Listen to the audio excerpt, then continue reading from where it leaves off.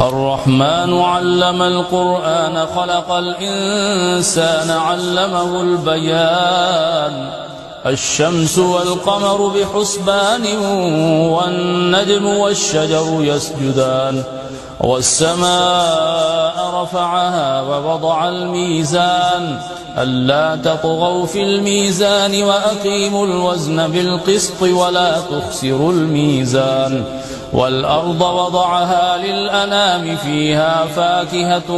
والنخل ذات الأكمام والحب ذو العصف والريحان فبأي آلاء ربكما تكذبان خلق الإنسان من صلصال كالفخار وخلق الجان من مارج من نار فبأي آلاء ربكما تكذبان رب المشرقين ورب المغربين فبأي آلاء ربكما تكذبان مرج البحرين يلتقيان بينهما برزخ لا يبغيان فبأي آلاء ربكما تكذبان يخرج منهما اللؤلؤ والمرجان فبأي آلاء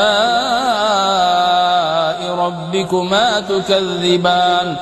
وله الجوار المنشآت في البحر كالأعلام فبأي آلاء ربكما تكذبان كل من عليها فان ويبقي وجه ربك ذو الجلال والإكرام فبأي آلاء ربكما تكذبان يسأله من في السماوات والأرض كل يوم هو في شأن فبأي آلاء ربكما تكذبان سيفرغ لكم أيها الثقلان فبأي آلاء ربكما تكذبان يا معشر الجن والإنس إن استطعتم أن تنفذوا من أقطار السماوات والأرض فانفذوا لا تنفذون إلا بسلطان فبأي آلاء ربكما تكذبان يرسل عليكما شواظ من نار ونحاس فلا تنتصران فبأي آلاء ربكما تكذبان فإذا انشقت السماء فكانت وردة كالدهان فبأي آلاء ربكما تكذبان فيومئذ لا يسأل عن ذنبه إنس ولا جان فبأي آلاء ربكما تكذبان يعرف المجرمون بسيميهم فيؤخذ بالنواصي والأقدام فبأي آلاء ربكما تكذبان هذه جهنم التي يكذب بها المجرمون يطوفون بينها وبين حميم آن فبأي آلاء ربكما تكذبان ولمن خاف مقام ربه جنتان فبأي آلاء ربكما تكذبان ذواتا أفنان فبأي آلاء ربكما تكذبان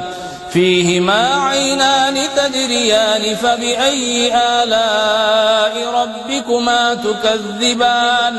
فيهما من كل فاكهة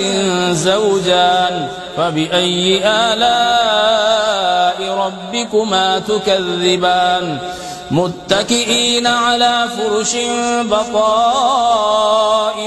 من استبرق وجنى الجنتين دان فبأي آلاء ربكما تكذبان فيهن قاصرات الطرف لم يطمثهن إنس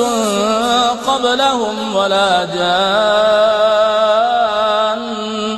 فبأي آلاء ربكما تكذبان كأنهن الياقوت والمرجان فبأي آلاء ربكما تكذبان هل جزاء الإحسان إلا الإحسان فبأي آلاء ربكما تكذبان ومن دونهما جنتان فبأي آلاء ربكما تكذبان مدهامتان فبأي آلاء ربكما تكذبان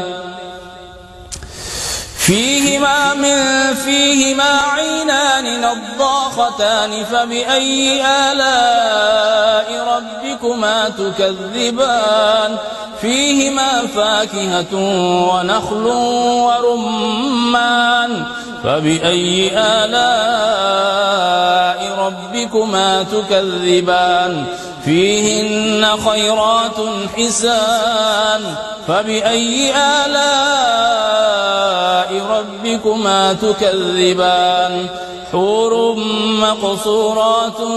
في الخيام فبأي آلاء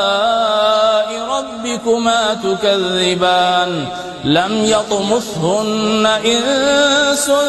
قبلهم ولا جان فبأي آلاء ربكما تكذبان متكئين على رفرف خضر وعبقري حسان فبأي آلاء ربكما تكذبان تبارك اسم ربك ذي الجلال والإكرام